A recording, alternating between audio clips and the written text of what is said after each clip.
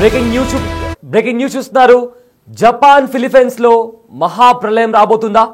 అయితే బాబా వంగ చెప్పిన జోస్యం నిజం కాబోతుందా? బాబా వంగతో పాటు తత్సుకి కూడా ఒక జోస్యం చెప్పారు. జపాన్ ఇంకా ఫిలిప్పీన్స్ లో మహాప్రళయం రాబోతుందంటూ కూడా ఒక జోస్యం చెప్పడం జరిగింది. సో అది జరగబోతుందా అంటూ కూడా ఇప్పుడు ప్రపంచమంతా ఇదే వార్త చక్కర్లు కొడుతుంది. జపాన్ లో ఒక కామిక్ పుస్తకంలో ఏదైతే చెప్పబడిందో అదంతా కూడా ఇప్పుడు ప్రపంచవ్యాప్తంగా దాని గురించే మాట్లాడుకుంటున్నారు. అయితే ఆ కామిక్ పుస్తకం ఆధారంగా నేను భవిష్యత్తు అనే పేరుతో వచ్చిన ఈ మాంగాలో పేర్కొన్న ఓ జోస్యం ఇప్పుడు దేశవ్యాప్తంగా తీవ్ర ఆందోళన కలిగిస్తోంది. జూలై 5, 2025 అంటే ఇంకో 2 రోజుల్లో పెను సునామీ జపాన్ను అతలాకుతలం చేస్తుందన్న ప్రచారం సోషల్ మీడియాలో వైరల్ కావడంతో ప్రజలు, పర్యాటకులు భయాందోళనకు గురవుతున్నారు. అయితే రియో తత్సుకి అనే రచయిత్రి ఈ మాంగాను 2021లో రాశారు. అయితే గతంలో ఆమె 2011 నాటి భారీ భూకంపాన్ని ఊహించారని ప్రచారం జరగడంతో తాజా జోస్యానికి ప్రాధాన్యం పెరిగింది. జపాన్ ఫిలిప్పీన్స్ మధ్య సముద్ర గర్భంలో భారీ పగుళ్లు ఏర్పడి 2011 నాటి సునామీ కన్నా 3 రెట్లు పెద్ద విపత్తు సంభవిస్తుందని అందులో పేర్కొన్నారు. అయితే ఈ ప్రచారం హాంకాంగ్, తైవాన్, చైనా వంటి తూర్పు ఆసియా దేశాల్లో వేగంగా వ్యాప్తి చెందడంతో జపాన్కు పర్యాటకులు రాకపై తీవ్ర ప్రభావం పడుతోంది. అయితే ఈ పుకార్ల కారణంగా జపాన్ పర్యాటక రంగం ఇప్పటికే కుదేలవుతుంది. పలు విమానయాన సంస్థలు తమ సర్వీసులను తగ్గించగా పర్యాటక బుకింగ్లు 30% వరకు పడిపోయాయి.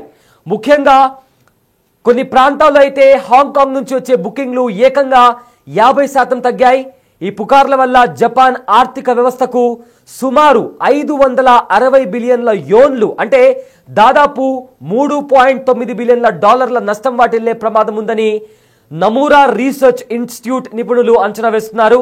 అయితే ఈ ప్రపంచంలో ఎలాంటి శాస్త్రీయ ఆధారం లేని నిపుణులు జపాన్ కంప్లీట్గా ఏదైతే ప్రచారం ఉందో ఈ ప్రచారంలో ఎలాంటి సైంటిఫిక్ ఎవిడెన్స్ లేవని కూడా జపాన్కి చెందిన నిపుణులు, అదేవిధంగా జపాన్ ప్రభుత్వం కూడా స్పష్టం చేసింది.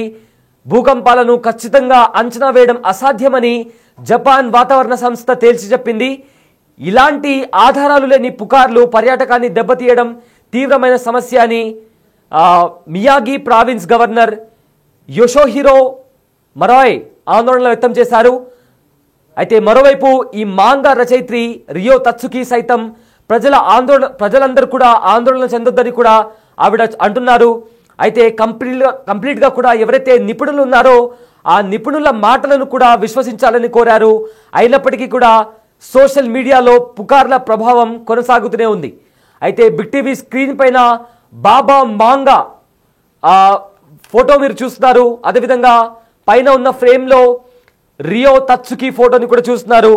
అయితే బాబా వంగ ఫోటో ఏదైతే మీరు చూస్తున్నారో అయితే బాబా వంగ 2025లో కంప్లీట్గా జపాన్ ఇంకా ఫిలిప్పీన్స్లో ఒక పెద్ద ప్రళయం అంటే 2011లో వచ్చిన ప్రళయం కంటే అతి భయంకరమైన ఒక ప్రళయం జపాన్లో సంభవిస్తుందంటూ కూడా ఒక జోస్యం చెప్పడం జరిగింది.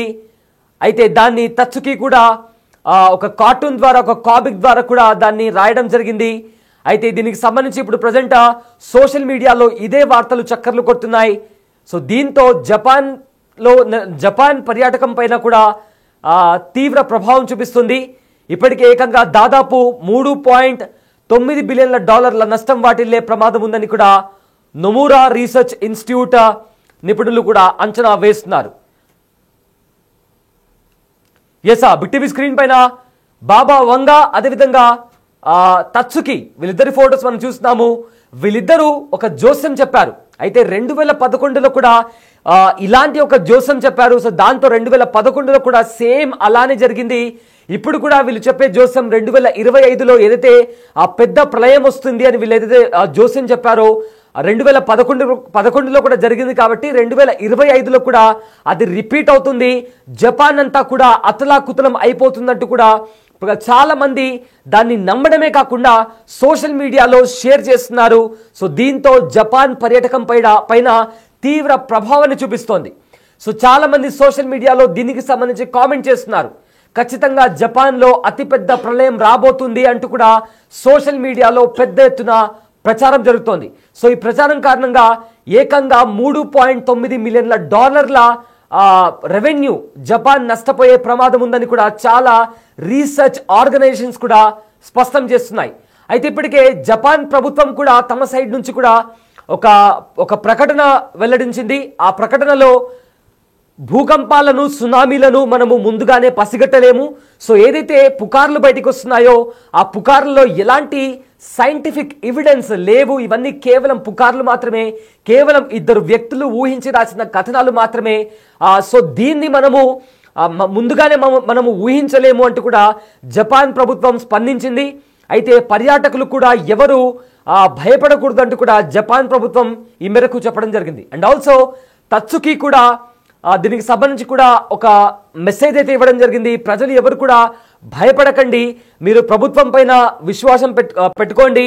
కంప్లీట్గా కూడా ఏదైతే ఆ విశ్వాసం ఉందో అది ఉంటేనే ఒక దేశంలాగా మనం ముందుకు వెళ్ళగలమంటూ కూడా ఆవిడ కూడా ఒక స్టేట్మెంట్ ఇవ్వడం జరిగింది.